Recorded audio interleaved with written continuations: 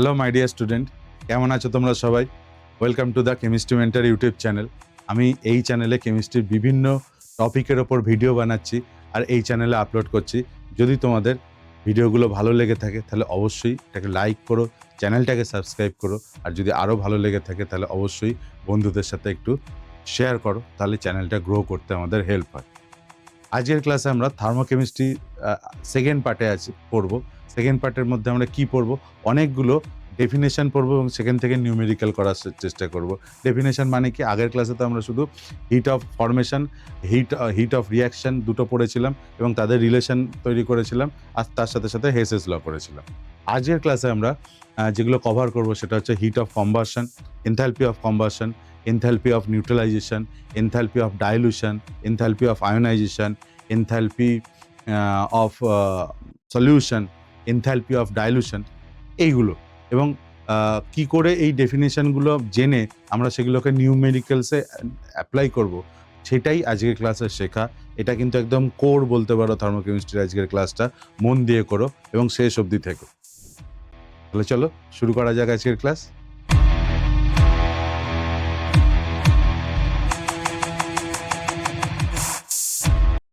চলো স্টার্ট করা যাক তাহলে। দেখো, আমরা ফার্স্ট আজকে যেটা পড়বো হিট অফ কম্বাশন পড়বো। হিট অফ কম্বাশন বলতে কি বোঝায়? ডেফিনেশন দেখো, enthalpy change of a reaction when 1 mole of substance burns in presence of excess oxygen to give products in their most stable state. এখানে কি ইম্পর্টেন্ট?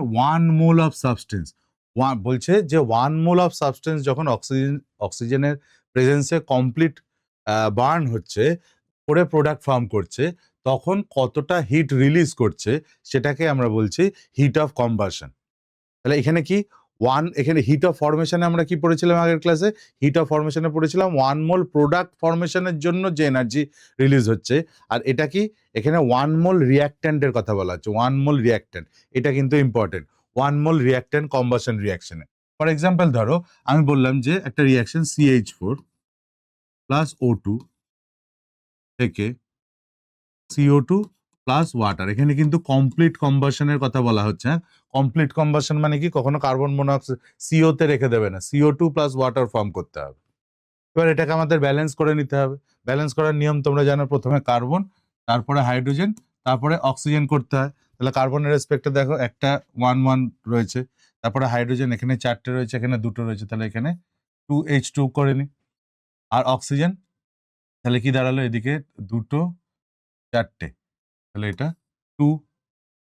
তাহলে এইভাবে আমরা এটাকে ব্যালেন্সিং করে নিলাম কমপ্লিট একটা কম্বাশন রিঅ্যাকশনে। এখানে CH4 কম মোল নেওয়া রয়েছে, 1 মোল নেওয়া রয়েছে, তাই তো? 1 মোল নেওয়া হয়েছে। তাহলে এর থেকে যে এনার্জিটা বেরোবে সেটাকে আমরা বলবো কি? ডেল এইচসি বা del CH, enthalpy of combustion. তাহলে এখানে এনার্জি সবসময় রিলিজই হবে, তার মানে এখানে সবসময় ডেল এইচসির ভ্যালুটা নেগেটিভ, অর্থাৎ এটা এক্সোথার্মিক রিঅ্যাকশন হবে। এটাকে ডিনোট করা হয় ডেল CH দিয়ে, যেটা বললাম, আর always exothermic in nature. For example আরো এক্সাম্পল দেখো, যে কার্বন গ্রাফাইট প্লাস অক্সিজেন থেকে CO2 কমপ্লিট কম্বাশন হচ্ছে। তাহলে এখানে আমরা বলবো কি? এটা এখান থেকে যে হিটটা রিলিজ হবে সেই হিটটাকে আমরা কি বলবো? Del HC of carbon, del HC of carbon. Okay. আর উল্টো দিকে এখানে 1 মোল অফ কার্বন ডাইঅক্সাইড তৈরি হচ্ছে, তাহলে ফর্ম কে করছে? প্রোডাক্ট। 1 মোল প্রোডাক্ট ফর্ম করছে, তাহলে এটাকে আমরা বলতে পারি enthalpy of formation of carbon dioxide, enthalpy of formation of carbon dioxide. ঠিক আছে, মানেগুলো বুঝতে হবে। আমি যে ডেফিনেশন গুলো পড়াচ্ছি আজকে, অনেকগুলো ডেফিনেশন আসবে। ডেফিনেশন এই কারণে পড়াচ্ছি না যে ডেফিনেশন ডাইরেক্ট তোমাদের কোশ্চেন করবে MCQ-তে, তা কিন্তু নয়। কিন্তু আমাদের এই ডেফিনেশন গুলো জানতে হয় এই কারণে, যাতে আমরা ইকুয়েশন তৈরি করতে পারি কোনটাকে কি বলে। তাহলে এখান থেকে একটা জিনিস বোঝা গেল যে 1 মোল কার্বন এখানে রিঅ্যাকশন করেছে এবং এখানে কম্বাশন রিঅ্যাকশন হয়েছে, পুরোপুরি কার্বন ডাইঅক্সাইডে কনভার্ট হয়েছে। তাহলে এখানে 1 মোল কার্বন যেহেতু নেওয়া হয়েছিল, তাহলে আমরা সেটাকে বলবো কি? এখান থেকে যে হিটটা বেরোচ্ছে সেটাকে বলবো heat of combustion of carbon. Carbon. আর ওইদিকে 1 মোল প্রোডাক্ট ফর্ম করেছে, তাহলে আমি এটাকে বলতে পারি 1 মোল প্রোডাক্ট যখন ফর্ম করেছে, তাহলে সেখানে যে হিটটা বেরোচ্ছে সেটা hit of formation of carbon dioxide, that is product. আবার এটার ক্ষেত্রে এই ডিফারেন্সটা দেখো, এখান থেকে আমি কার্বন প্লাস হাফ O2 থেকে CO করেছি, তাহলে এটা কমপ্লিট কম্বাশন হয়নি। আর কমপ্লিট কম্বাশন যখন হবে না, তাহলে সেখান থেকে যে এনার্জিটা বেরোবে সেই এনার্জিটাকে আমরা হিট অফ কম্বাশন বলতে পারবো না। অন্য কিছু নাম দিতে পারি, কিন্তু হিট অফ কম্বাশন বলতে পারবো না। কিন্তু 1 মোল কার্বন ডাইঅক্সাইড তো কার্বন মনোক্সাইড তো ফর্ম করেছে, তাহলে এটাকে আমি heat of formation of C O বলতে পারি। এটাকে আমি heat of formation of C O বলতে পারি, but del H C of carbon এখানে আমরা বলতে পারবো না। ডেল এইচসি অফ কার্বন এটা heat of formation of C O বলতে পারি, কিন্তু আমরা ডেল এইচসি কার্বন বলতে পারবো না। ডিফারেন্সটা বোঝা গেল? দেখো, এখান থেকে একটা ছোট পয়েন্ট জেনে রাখা ভালো তোমাদের, সেটা হচ্ছে যে ক্যালোরিক ভ্যালু অফ ফুয়েল। আমরা যে ফুয়েল ইউজ করি তার একটা ক্যালোরিক ভ্যালু হয়। ক্যালোরিক ভ্যালুটা কি বলছে? The amount of heat produce in calorie or joule when 1 gram of A substance, সেটা ফুড হোক বা ফুয়েল হোক, is completely burned or oxidise. কি, ধরো একটা রিয়াকশন CH4 2O2 থেকে যেটা লিখেছিলাম CO2 প্লাস 2H2, এই রিয়াকশনে কত মোল CH4 টেক পার্ট করছে? 1 মোল। তাহলে কত গ্রাম করছে? 16 গ্রাম। সেখান থেকে যে এনার্জিটা বেরোচ্ছে সেটাকে আমরা হিট অফ কম্বাশন বলি, তার ভ্যালুটা কত আসে? -890 কিলোজুল পার মোল। তাহলে এর ক্যালোরিক ভ্যালু কি হবে? ক্যালোরিক ভ্যালু কি হবে? Del H by molecular weight, that is -890 divided by 16, that is -55.6। ঠিক আছে? মলিকুলার ওয়েট দিয়ে যদি ডিভাইড করে যতটা এনার্জি বেরোচ্ছে সেটাকে যদি মলিকুলার ওয়েট দিয়ে ডিভাইড করো, তাহলে পার গ্রামে কত এনার্জি বেরোচ্ছে সেটা পাবো। আর পার গ্রামে যত বেশি এনার্জি পাবো তত আমাদের পক্ষে প্রফিটেবল। তাহলে ক্যালোরিক ভ্যালু একটা ফুড বা ফুয়েলের যত বেশি হবে সেটা আমাদের কাছে প্রফিটেবল হবে। তাহলে মোর দ্য সিবি মানে হচ্ছে caloric value, better the fuel. তাহলে খুব কম গ্রাম ইউজ করে আমি বেশি এনার্জি প্রডিউস করতে পারছি। ওকে, এটা একটা ইনফরমেশন ছিল জাস্ট তোমাদের বলার জন্য। নিউমেরিক্যাল করি, দেখো কম্বাশন দেখে কিরকম দেয়। আলাদাভাবে শুধু কম্বাশন রিয়াকশন খুব কম দেয়, মিলিয়ে মিশিয়ে দেয়। আলটিমেট ওই ডেফিনেশন গুলো জানা দরকার, আমি আসছি পরে আরো ডিটেলসে বলবো কথাটা। বলছে the heat of combustion of carbon to carbon dioxide, তাহলে C+O2 থেকে CO2 is -393 kilojoule per mole. The heat released upon formation of, আচ্ছা তাহলে এখানে কি বলছে? কার্বন সলিড থেকে carbon plus O2 gas, carbon solid মানে গ্রাফাইট, ডায়মন্ড কিন্তু নয়, স্ট্যান্ডার্ড সেট নয়, সেখান থেকে CO2 গ্যাস হচ্ছে। এটার জন্য বলছে heat of combustion LHC equals to -393.5 kilojoule per mole. এই রিয়াকশনের জন্য এতটা এনার্জি বেরোচ্ছে। ভালো কথা। বলছে the heat released upon the formation of 35.2 gram of carbon dioxide from carbon and oxygen.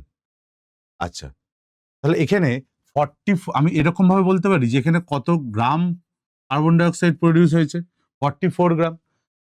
Molecular weight 44 gram carbon dioxide তৈরি হতে এত এনার্জি লাগছে। তাহলে 35.2 গ্রাম কার্বন ডাইঅক্সাইড তৈরি হতে কত এনার্জি লাগবে সেটাই জিজ্ঞাসা করেছে। করে ফেলো নর্মাল ইউনিটারি মেথড, যে 44 গ্রাম ফর 44 গ্রাম CO2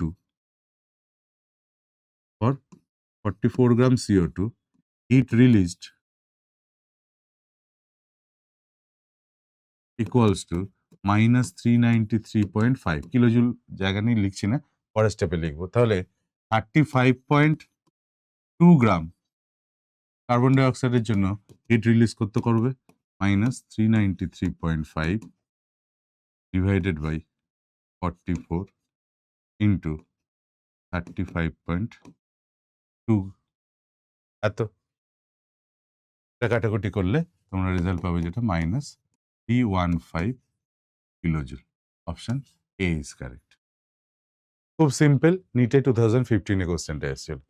তাহলে এটা যে কম্বাশন রিয়াকশনের কি ডাইরেক্ট কম্বাশনটা জানলে তবে তুমি রিয়াকশনটা থেকে বুঝতে পারবে হ্যাঁ এই রিয়াকশনের জন্য এত হিট বেরোচ্ছে। এইটা জানাটা ইম্পর্টেন্ট। দেখো আর করি আর একটা নিটের করালাম, একটা জি থেকে করি।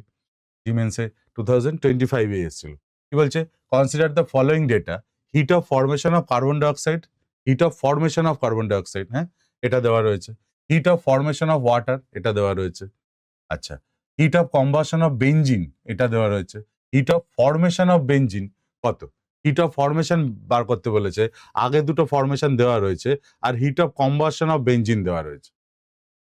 আমরা রিয়াকশন তৈরি করতে পারি।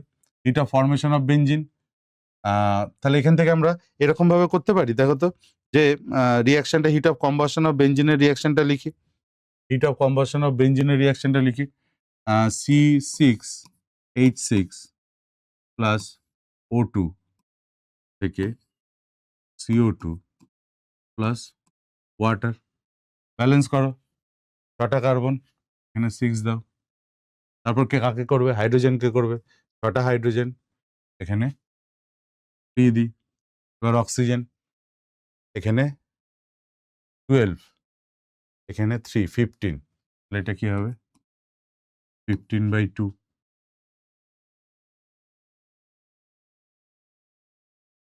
Hit of formation of benzene is, তাহলে এই combustion reaction heat of combustion এটা কত দিয়েছে, এটার ভ্যালু দিয়েছে -32670, হিট অফ কম্বাসনটা এটা দিয়েছে। তাহলে ডেল এইচ ফরমেশন, ফরমেশন আমাকে বার করতে বলেছে, ফরমেশন যদি আমাকে বার করতে বলে তাহলে heat of formation of benzene equals to, আমরা হেসেস ল আগে রিলেশন পড়েছিলাম হিট অফ ফরমেশন আর হিট অফ রিয়াকশনের মধ্যে রিলেশন, প্রোডাক্টের টোটাল হিট মাইনাস রিয়াক্টেন্টের টোটাল হিট। তাহলে প্রোডাক্টের টোটাল হিট যদি আমি বলি তাহলে কি হবে 6CO2, 6 into heat of formation of CO2 plus 3 into heat of formation of water, এটা কি হলো প্রোডাক্ট সাইডের গেল, মাইনাস, এখানে করছি মাইনাস, এদিকে heat of formation of benzene, heat of formation of benzene plus 15/2 heat of formation of O2, ঠিক আছে, প্রোডাক্ট টোটাল হিট মাইনাস রিয়াক্টেন্টের টোটাল হিট। তাহলে এবার দেখো 6 into heat of formation of carbon dioxide, heat of formation of carbon dioxide দিয়েছে minus 390.5, 93.5 হলো, plus 3 into heat of formation of water দিয়েছে -286, minus heat of formation of benzene, heat of formation of benzene দেখো heat of combustion of benzene এটা, তাহলে heat of formation of benzene এটাকে ঘুরিয়ে নিতে পারি, ঘুরিয়ে নিলে 1 মোল বেঞ্জিনই তৈরি হচ্ছে, তাহলে এটা কি হবে প্লাস, ঘুরিয়ে নিলে কি হবে, উল্টে দিলে কি হবে প্লাস হবে, মাইনাসটা প্লাস হয়ে যাবে, তাহলে এটা 3267 এটা plus 15/2 plus 15/2 heat of formation of oxygen, দেখো দেওয়া আছে, নেই, কেন নেই স্যার, কারণ অক্সিজেন তার স্ট্যান্ডার্ড স্টেটে থাকে, খেয়াল করে দেখো আগের ক্লাসের কথা, স্ট্যান্ডার্ড স্টেটে থাকলে তার ভ্যালু কি হয় 0 কনসিডার করি আমরা। এবার ক্যালকুলেশন, আর কোনো কেমিস্ট্রি এখানে নেই, এখান থেকে ক্যালকুলেট করলে ডেল এইচ, ক্যালকুলেট করে দেখো কত আসছে,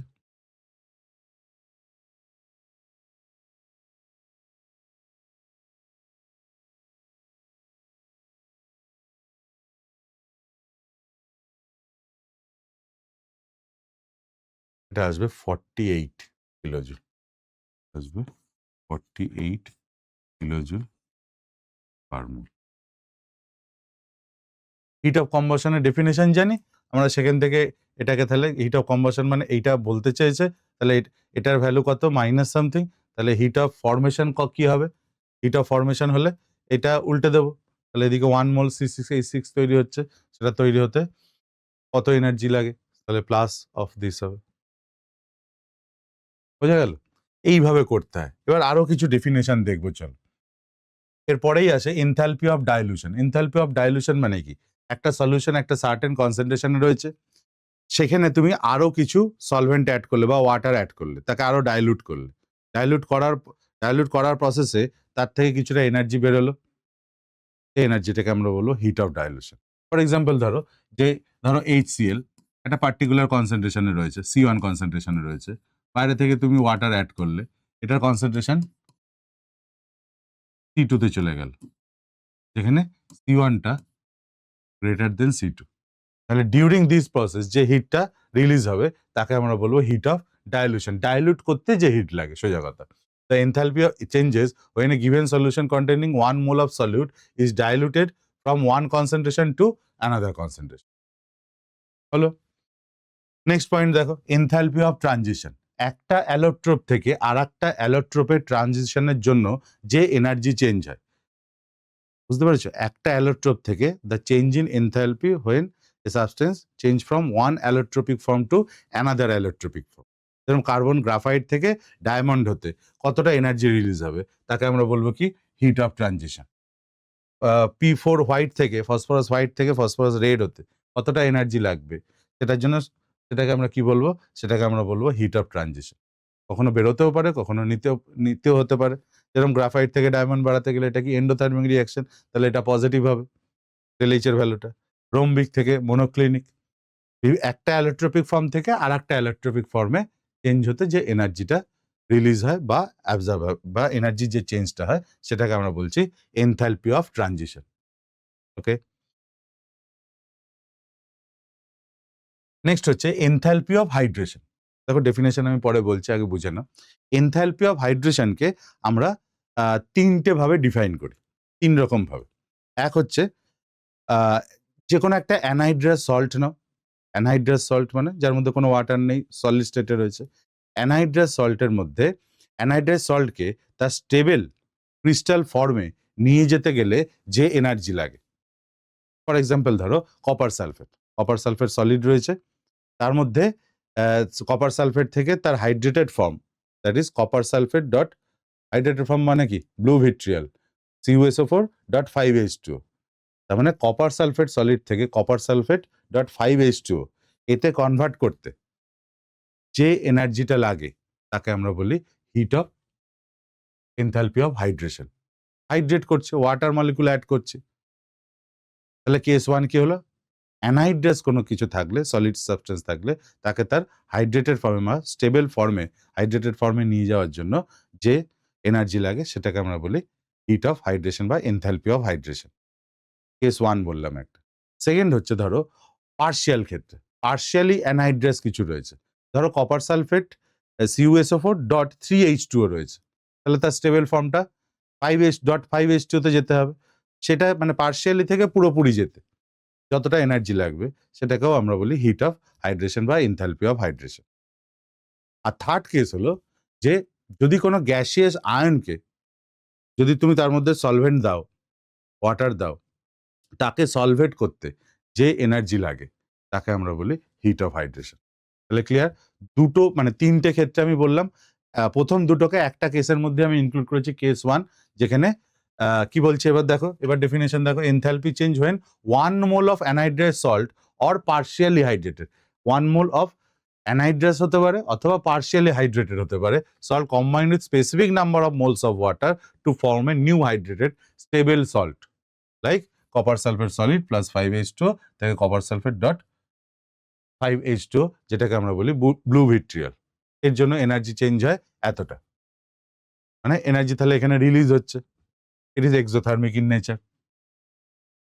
এটা যদি ধরো copper sulphate dot 3H2 plus 2H2 থেকে কপার সালফেট ডট 5H2, এটাও কেউ আমরা বলতাম হিট অফ হাইড্রেশন বা এনথালপি অফ হাইড্রেশন। ক্লিয়ার?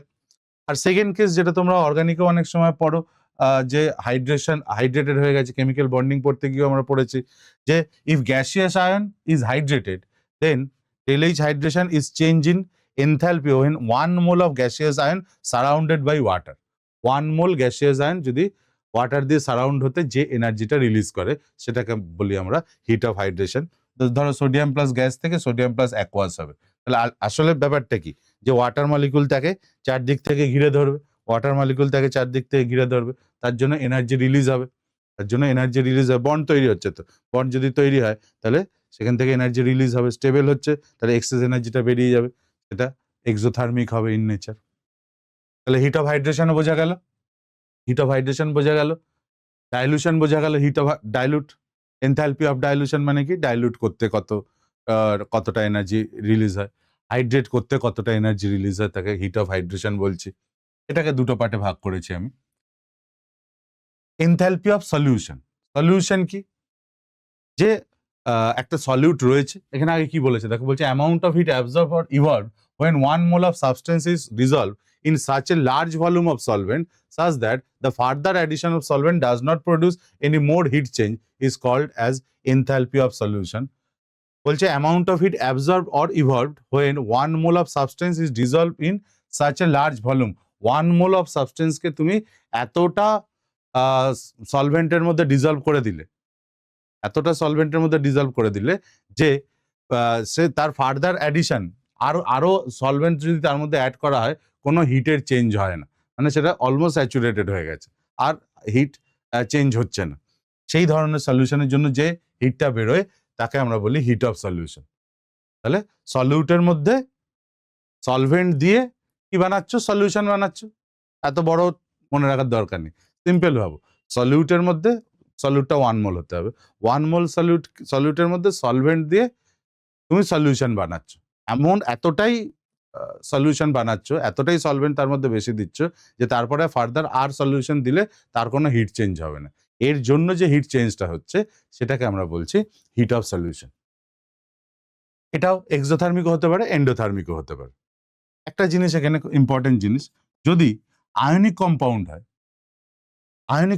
হয় তাহলে ভাবো আয়নিক কম্পাউন্ডের ক্ষেত্রে কি হয়, আমরা ল্যাটিস এনার্জির কথা পড়েছিলাম, বন্ডিং পড়তে গিয়ে ল্যাটিস এনার্জির কথা পড়েছিলাম।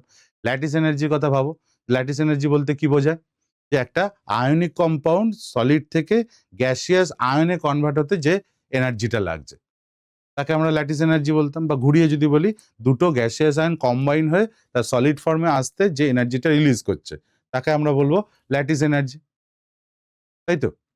তাহলে যদি এরকম কোনো একটা জায়গায় থাকে যে যদি কোনো আয়নিক কম্পাউন্ড দেয়, তখন কিন্তু ডেলএইচ সলিউশন কি হবে, এই আয়নিক সলিডটাকে সলিউশনে নিয়ে যেতে হবে, মানে A plus aqueous plus B minus aqueous করতে হবে। তাহলে সেটার জন্য যেহেতু এটা আয়নিক, তাহলে ভেঙে থাকলে কি হবে, তাকে প্রথমে সলিড থেকে গ্যাসিয়াস ফর্মে নিয়ে যেতে হবে, তারপর তাকে হাইড্রেটেড করতে হবে, তবে গিয়ে আমরা এটা পাবো। তাহলে প্রথমে তাকে ভাঙতে হবে গ্যাসিয়াস আয়নে, তার জন্য কি লাগবে, ডেল এইচ জিরো ল্যাটিস বা ডেল এইচ ল্যাটিস এনার্জি লাগবে। তাহলে গ্যাসিয়াসে নিয়ে গেলে তারপর তার মধ্যে ওয়াটার অ্যাড করলে, সলিউশন ওয়াটার যখন অ্যাড করছো তখন কি বলবো আমরা, হাইড্রেশন এনার্জি, সেটা অ্যাড করলে তবে তুমি এই ফর্মে যাবে, সেটাকে আমরা বলবো হিট অফ সলিউশন। তাহলে heat of solution for ionic compound equals to কি হবে, del H solution equals to del H lattice plus hydration energy, del H lattice plus hydration energy, এটা মনে রেখো।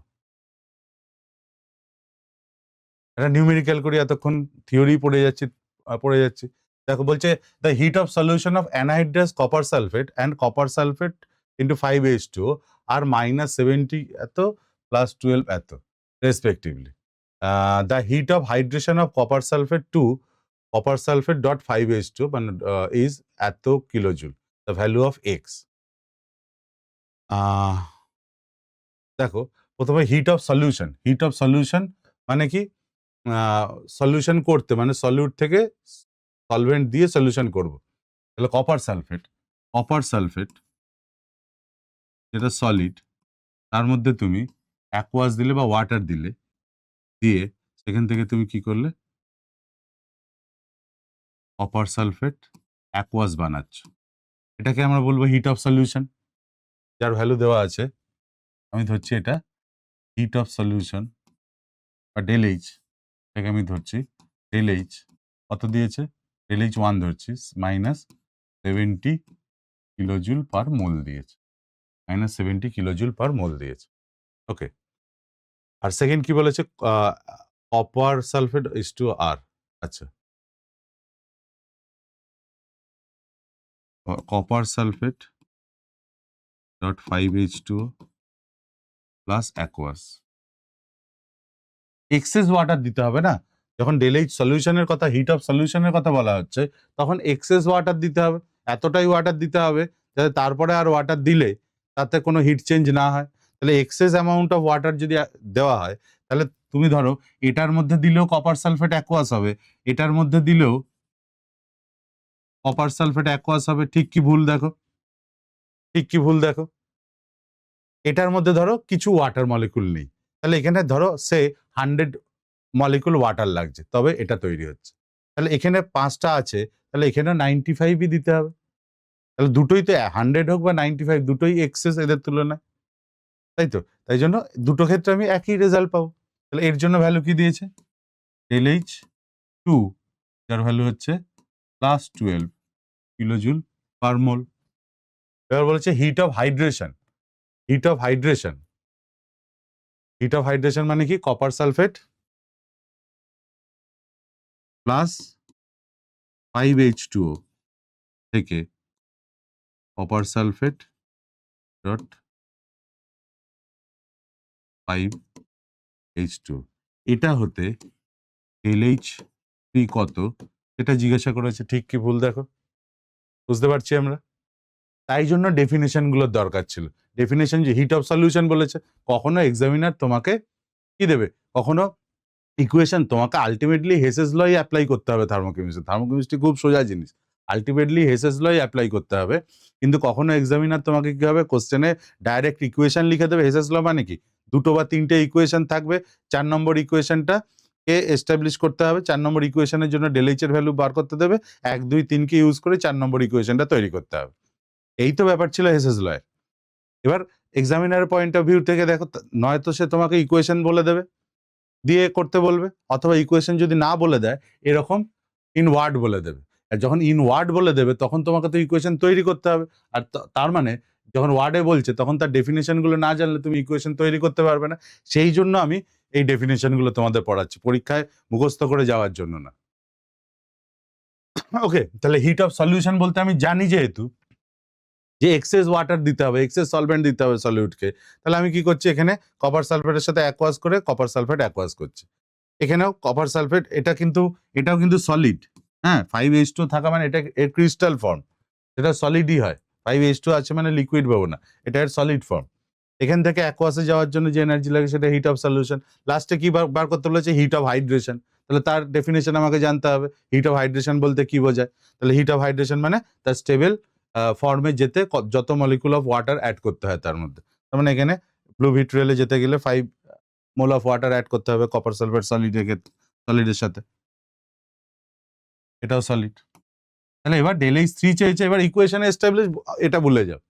এটা দিয়েছে কেন? যাতে তুমি ডেফিনেশন জানো কিনা সেটা চেক করছে কোশ্চেনে, তারপরে তোমাকে চেক করছে তুমি হেসেস ল জানো কিনা, ব্যাস, দুটো চেকিং প্রসেস। তাহলে ΔH3 3 নম্বর ইকুয়েশনটা, এটা আমার মাস্টার ইকুয়েশন, এটাকে আমাকে তৈরি করতে হবে using equation 1 and 2।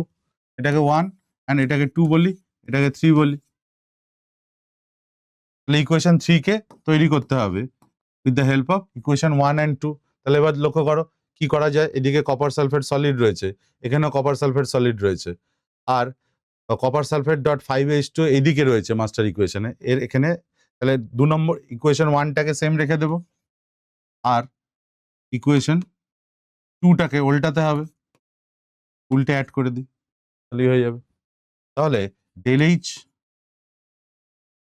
ΔH3 equals to ΔH1,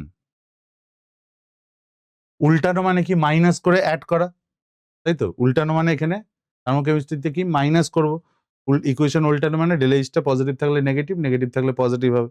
তাহলে ইকুয়েশন 2টা উল্টালো মানে মাইনাস হচ্ছে, প্লাস মাইনাসে মাইনাস, তাহলে মাইনাস ΔH2, ব্যাস, এখানেই শেষ। এবার তুমি ভ্যালু বসাও, কি ভ্যালু দিয়েছে দেখো, -70 প্লাস মাইনাসে -12, that is -82 kilojoule per mole. Integer type question ছিল, তাহলে আমার অ্যান্সার হবে 82, কারণ এখানে -x দিয়েছে, তাহলে x এর ভ্যালু কত? 82। আমি বোঝাতে পারলাম যে ডেফিনেশন গুলো আমরা কেন পড়ছি? ভয় পেও না, একগাদা ডেফিনেশন কত মুখস্থ করবো স্যার, একদম না।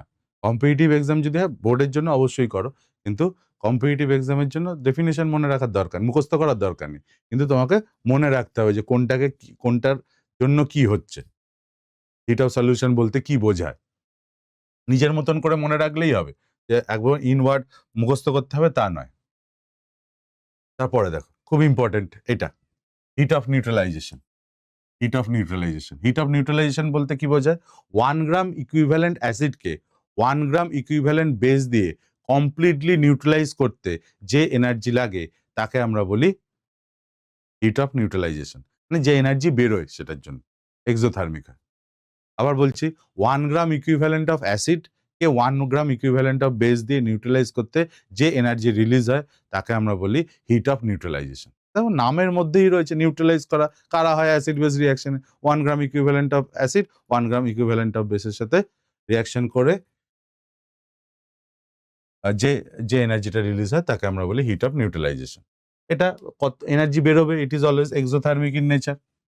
দেখো strong acid plus strong base কি হবে? সল্ট প্লাস ওয়াটার আমরা জানি।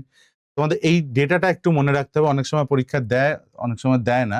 Del H neutralization for strong acid and strong base, এটার ভ্যালু হচ্ছে del N, small N H দিয়ে লেখা হয় বা নিউ দিয়ে লিখতে পারো। এটার ভ্যালু হচ্ছে -13.7 kilo calorie per equivalent, -13.7 kilo calorie per equivalent, বা জুলে যদি কনভার্ট করে লেখো -57.1 কিলোজুল পার ইকুইভ্যালেন্ট। ঠিক আছে, দেখো এক্সাম্পল হিসাবে HCl প্লাস NaOH থেকে NaCl প্লাস ওয়াটার, এটার ভ্যালু কত? ডেল এইচ, এটা হবে। তোমাকে এটা দেবে না, তোমাকে এটা দেবে, তাহলে তোমাকে এটা মনে রাখতে হবে। অথবা তোমার এইটার এই রিয়াকশনটা যা, এটাও তো তাই। দেখো যে স্যার কোথায় এটা আর এটা সেম, দেখো এটা তো স্ট্রং অ্যাসিড, এটা স্ট্রং বেস, স্ট্রং অ্যাসিড আর স্ট্রং বেস যদি হয় এটা আয়নিক ভেঙে যাবে, H plus plus Cl minus হিসেবে থাকবে, এখানে Na প্লাস OH মাইনাস থাকবে, আর এদিকে এটা salt Na plus Cl minus থাকবে। তাহলে এবার দেখো এদিকে Na প্লাস, এদিকে Na প্লাস কেটে যাচ্ছে, এদিকে Cl মাইনাস, এদিকে Cl মাইনাস কেটে যাচ্ছে, পড়ে থাকছে কি H plus plus OH minus থেকে water, H plus plus OH minus থেকে ওয়াটার। তার মানে এই রিঅ্যাকশনটার জন্য যদি -13.7 কিলো ক্যালোরি পার ইকুইভ্যালেন্ট হয়, তাহলে এই রিঅ্যাকশনটার ক্ষেত্রেও ডেল এইচ নিউট্রালাইজেশনের ভ্যালুটা কত হবে? -13.7 কিলো ক্যালোরি পার মোল। তাহলে এটা হোক স্ট্রং অ্যাসিড স্ট্রং বেসের পুরো রিঅ্যাকশন হোক, অথবা H plus plus OH minus থেকে ওয়াটার, তার জন্য ডেল এইচ নিউট্রালাইজেশনের ভ্যালুটা কি হবে? আসলে -13.7 কিলো ক্যালোরি পার ইকুইভ্যালেন্ট, অথবা -57.1 কিলোজুল পার ইকুইভ্যালেন্ট। মনে থাকবে? মনে থাকবে এই ভ্যালুটা? দেখো অবশ্যই মনে রাখতে হবে। এবার একটা জিনিস দেখো, এখানে তো স্ট্রং অ্যাসিড স্ট্রং বেসের কথা বললাম, তার জন্য এই ভ্যালুটা আসে। যদি কোথাও strong acid plus strong base যদি হয়, তাহলে এটা equals to 13.7 kilo calorie per equivalent আসে। কিন্তু যদি ধরো কোথাও week acid plus strong base হচ্ছে, যদি কোনো neutralisation reaction week acid strong base দেয়, উইক অ্যাসিড স্ট্রং বেস যদি দেয়, তাহলে কি হবে? এটা যতটা, এটা কি হবে? লেস দেন 13.7 হবে কিলো ক্যালোরি পার ইকুইভ্যালেন্ট। কেন কম হবে স্যার? কেন কম হবে? তার কারণ এখানে কমপ্লিট নিউট্রালাইজেশন হবে না, উইক অ্যাসিড আছে তো, একটা স্ট্রং বেস আছে, কমপ্লিট নিউট্রালাইজেশন হবে না। উইক অ্যাসিড 100% ডিসোসিয়েট হয় না, কমপ্লিট নিউট্রালাইজেশন হবে না, তাহলে যতটা এনার্জি বেরোনোর কথা ততটা বেরোবে না। কমপ্লিট যদি নিউট্রালাইজেশন হয় তাহলে -13.7 আসে, -13.7 আসে। কিন্তু যদি কমপ্লিট না হয় তাহলে তো আসবে না, তার থেকে কম হবে। হলো, যদি একটা উইক অ্যাসিড আর একটা উইক বেস হয়, তাহলে ভেরি ভেরি লেস দেন -13.7 হবে। লজিক্যালি কারেক্ট, লজিক্যালি কারেক্ট, অনেকটাই কম হবে। কেন কম হবে দেখবে? যদি উইক অ্যাসিড উইক বেস বলি, তাহলে দুটোই ধরো H একটা উইক অ্যাসিড, BOH একটা উইক বেস, তাহলে প্রথমে তারা কি করবে? H প্লাস প্লাস এদেরকে ভাঙতে হবে, H plus plus A minus, B minus B plus plus OH minus, এরকম ভাবে। এইবার এই যে দেখো H প্লাস আর এদিকে OH মাইনাস, এই দুটোর কম্বিনেশনের ভ্যালুটা কত? -13.7। কিন্তু এদেরকে ভাঙতেও তো এনার্জি লাগবে, কারণ দুটোই তো উইক, তাদের একটা পার্টিকুলার ডিগ্রি অফ ডিসোসিয়েশন আছে, তারপরে সেটাকে আর একটু বেশি ডিসোসিয়েট করতে তাদের এনার্জি লাগবে। তাহলে একে অ্যাকোয়াস থেকে এটাকে কি বলবো, এটাকে আয়োনাইজ করতে কিছুটা এনার্জি লাগবে, যেটাকে ডেল এইচ আয়োনাইজেশন বলে বা ডিসোসিয়েশন বলে। BOH কে ডিসোসিয়েট করতেও কিছুটা এনার্জি লাগবে, যেটাকে আমরা ডেল এইচ ডিসোসিয়েশন বা আয়োনাইজেশন বলবো। তাহলে এর মধ্যে থেকে এই পার্টটা এইচ প্লাস প্লাস ওইচ মাইনাসের জন্য যে ভ্যালুটা সেটা -13.7, কিন্তু এই ভ্যালুটা আর এই ভ্যালুটাও তো দরকার। তাহলে যখন উইক অ্যাসিড আর উইক বেস থাকবে তখন তার ডেলএইচ নিউট্রালাইজেশনের ভ্যালু কি হবে, যে এটা তো থাকছেই, তার সাথে del H ionization of H A acid and del H ionization of BOH acid, তার সাথে প্লাস অফ মাইনাস অফ 13.7, পুরোটা একসাথে আসবে। ফলে এদের একটা ভ্যালু থাকবে, তাহলে অবশ্যই এই ভ্যালুটা অনেকটা কমে যাবে। করে দেখো। এই জন্য বলা হচ্ছে, জাস্ট আইডিয়াটা তোমাদের দিয়ে রাখছি। এখনো কোনো কোশ্চেন আসেনি এখান থেকে, বা এরকম আসারও সম্ভাবনা খুব কম, কিন্তু জানা দরকার যে যদি একটা উইক অ্যাসিড উইক বেস হয়, কেন স্যার হঠাৎ করে বলে চলে গেল যে এটা ভেরি ভেরি লেস দেন -13.7 হবে। ঠিক আছে, বুঝলাম কমপ্লিট নিউট্রালাইজেশন হবে না, কমপ্লিট নিউট্রালাইজেশন হবে না, ঠিক আছে, কিন্তু তাদের যেহেতু দুটোই উইক, একটা স্ট্রং একটা উইক থাকলে ঠিক আছে, যে কমপ্লিট নিউট্রালাইজেশন হচ্ছে না বুঝছি, বাকিটা পড়ে থাকছে, তার রেসপেক্টে একটা ভ্যালু আছে। কিন্তু যদি দুটোই উইক হয় তাহলে দুটোই তো ডিসোসিয়েট করতে চাইবেন, তাহলে তাদের আগে ডিসোসিয়েট করাতে হবে, তো ডিসোসিয়েট করাতে হবে, তার জন্য এনার্জি লাগবে, তাহলে সেই এনার্জিটাও এর সাথে অ্যাড হচ্ছে, তাহলে কি হবে, ভ্যালুটা কমে যাবে অনেকটা। কি বলছে দেখো, বলছে অ্যাসোসিয়েশন কোন সালে, 2024 এ বলছে enthalpy of neutralization of strong monobasic acid, strong monobasic acid with strong monoacidic base is always -57। দুটো স্ট্রং হলে সবসময় এটা -57ই আসে, 57.1 আর 57 ধরেই চলি। রিজন, রিজনে কি বলছে, enthalpy of neutralisation is the amount of heat liberated when 1 mole of H plus ion furnished by acid combine with 1 mole of OH minus ion furnished by base to form 1 mole of water। ঠিক কথা, H plus plus OH minus এর জন্যই তো এটা হচ্ছিল, যেটার value -13.7।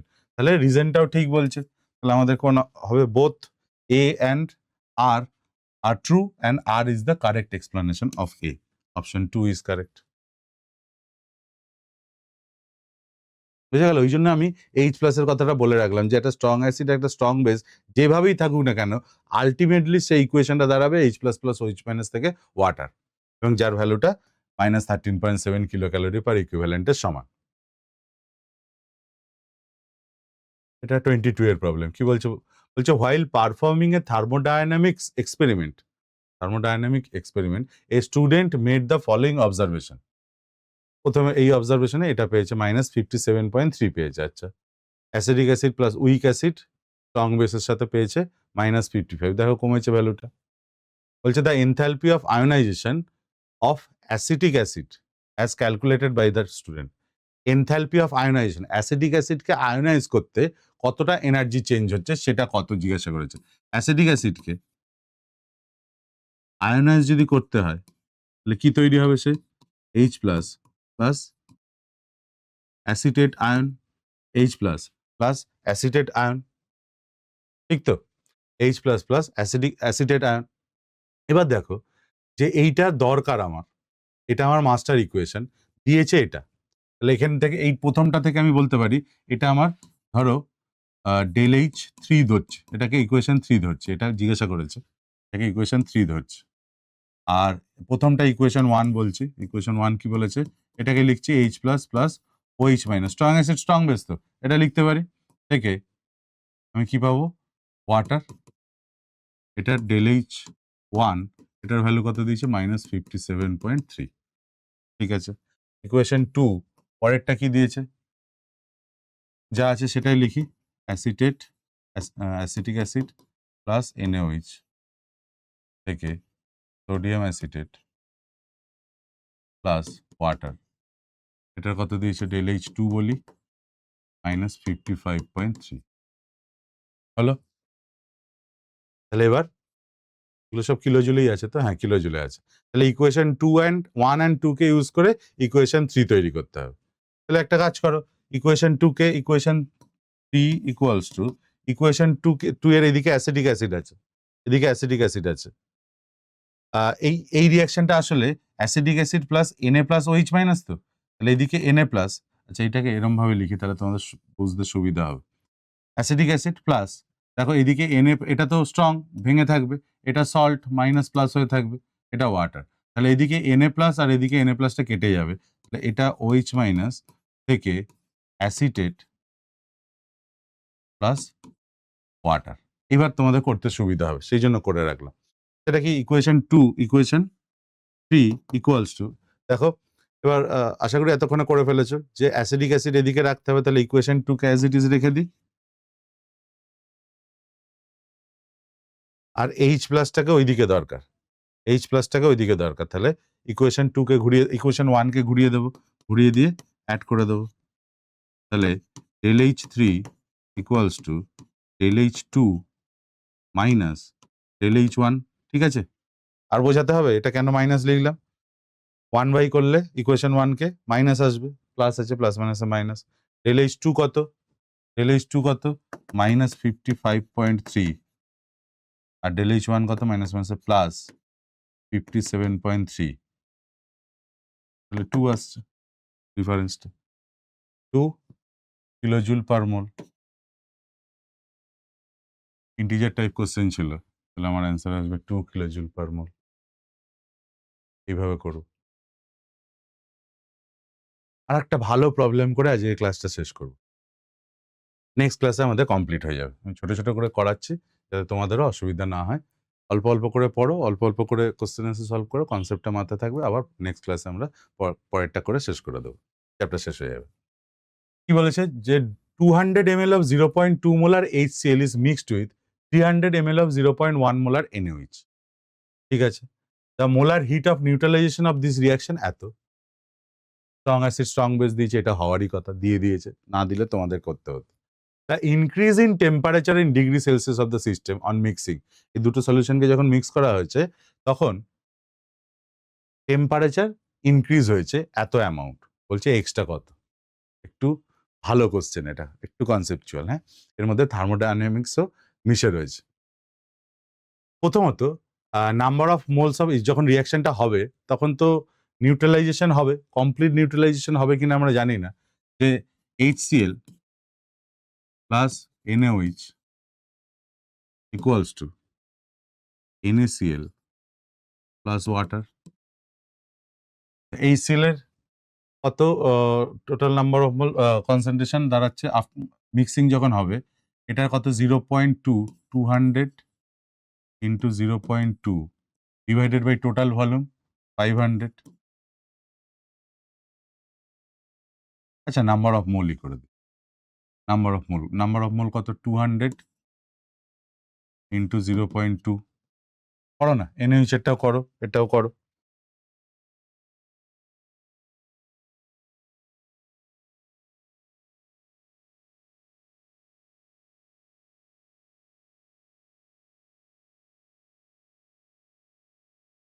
Moles of HCl বার করো by ml দিয়েছে, ml থেকে 1000 করে নিয়ে মোল করে নিতে পারো, মিলিমোল থেকে ডিভাইডেড বাই 1000 করলাম, তাহলে মিলিমোলে কনভার্ট হয়ে যাবে। এটা কত দিয়েছে এদিকে 300 ml into 0.1 divided by 1000, ml থেকে লিটারে করে নিচ্ছি কনভার্ট, তাহলে এটা কত দাঁড়াচ্ছে দেখো, এটা কত মোল আছে 0.2, 0.4, 0.04 এত মোল HCl আছে, এটা কি হবে 0.3, 0.03 মোল NaOH আছে, তাহলে এরা যখন রিয়াকশন করবে NaOH লিমিটিং হয়ে গেল, এটা কি হয়ে গেল আমার লিমিটিং রিএজেন্ট হয়ে গেল, তার মানে এখানে কত ওয়াটার ফর্ম করবে, আফটার রিয়াকশন, HCl কত পড়ে থাকবে 0.01, এটা 0 হয়ে যাবে, NaCl থাকবে 0.03, আর ওয়াটারও থাকবে 0.03 মোল। আমার এখানে ওয়াটারটা ইম্পর্টেন্ট, ওয়াটার মানে প্রোডাক্টটা, এরা তো এখানে হয়ে গেল 0.03 মোল ওয়াটার এখানে ফর্ম করেছে, 0.03 মোল ওয়াটার যদি ফর্ম করে তাহলে কতটা হিট রিলিজ করবে, 1 মোলের জন্য এত করে, তাহলে 0.03 মোলের জন্য কত করবে, তাহলে হিট রিলিজড আমি এরকম বলতে পারি,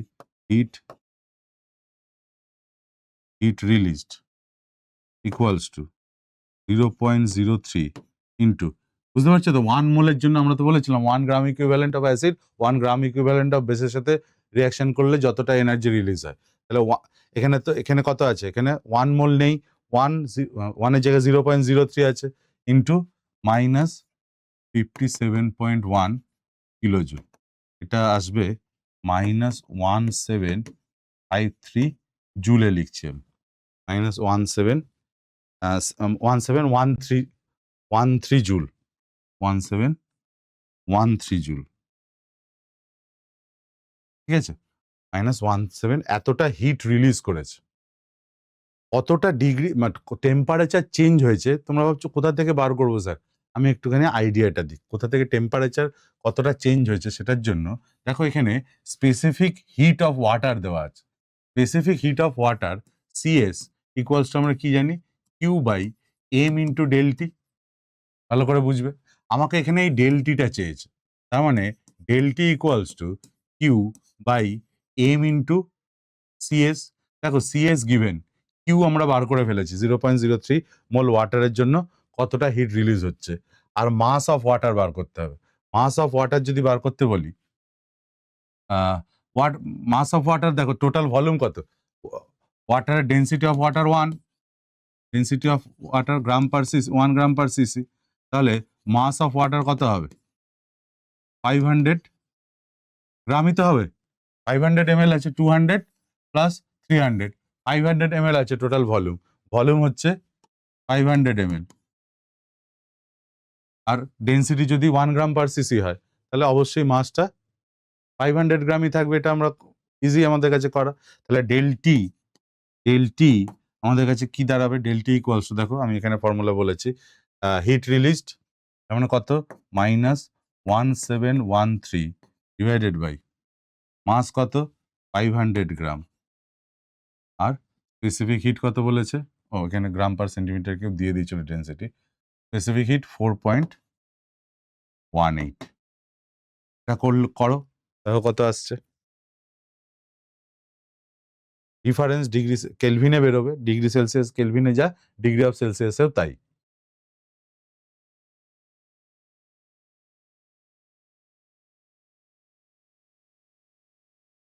আসবে 0.819, তাহলে এটাকে বলতে পারি 81.9 into 10 to the power minus 2।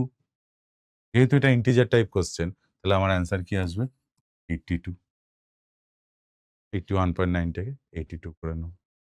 তাহলে বোঝা গেল, একদিকে আমরা নিউট্রালাইজেশনের প্রসেস পড়লাম, অন্যদিকে কিন্তু সেই হিট ক্যাপাসিটির কনসেপ্ট তুলে এনে কোশ্চেন করেছে। কোশ্চেনটা খুব সুন্দর কোশ্চেন, খুব ইম্পর্টেন্ট, খুব ভালো, বলার থেকেও সবচেয়ে ভালো লাগে, খুব সুন্দর কোশ্চেন, যে ডিজাইন করেছে খুব সুন্দরভাবে করেছে। ওকে, তাহলে মোটামুটি আমাদের ম্যাক্সিমাম শেষের দিকেই থার্মোকেমিস্ট্রি, আর কয়েকটা জিনিস বাকি আছে কিন্তু সেটা ইম্পর্টেন্টও, সেটা করলে আমাদের পরের ক্লাস কমপ্লিট হয়ে যাবে, নেক্সট ক্লাসে আমাদের কমপ্লিট হয়ে যাবে। আশা করি আজকে বুঝতে পেরেছি কি কি ছিল। আমাদের অনেকগুলো ডেফিনেশন ছিল। হিট অফ কম্বাশনটা তো আমরা ভালো করে বুঝেছি যে অবশ্যই রিঅ্যাক্ট্যান্টকে 1 মোল হতে হবে। হিট অফ ডাইলুশন ছিল, হিট অফ সলিউশন ছিল, হিট অফ নিউট্রালাইজেশন ছিল, তাই তো? এই জিনিসগুলো কি, এটা ইম্পর্টেন্ট, এটা কি, এটা জেনে ডেফিনেশনটা জেনে বুঝে নেওয়াটা ইম্পর্টেন্ট। তারপর সেটাকে অ্যাপ্লাই করতে হবে। Word by word word by word মুখস্থ করতে হবে না তোমাদের, বুঝে নিলেই হবে এবং সেটাকে অ্যাপ্লাই করতে হবে। যেরকমভাবে আমি যে নিউমেরিক্যালগুলো দিচ্ছিলাম সেটাতে অ্যাপ্লাই করছিলাম। হাইড্রেশনের প্রবলেমটা করলাম সেরকম, hit of solution, hit of hydration.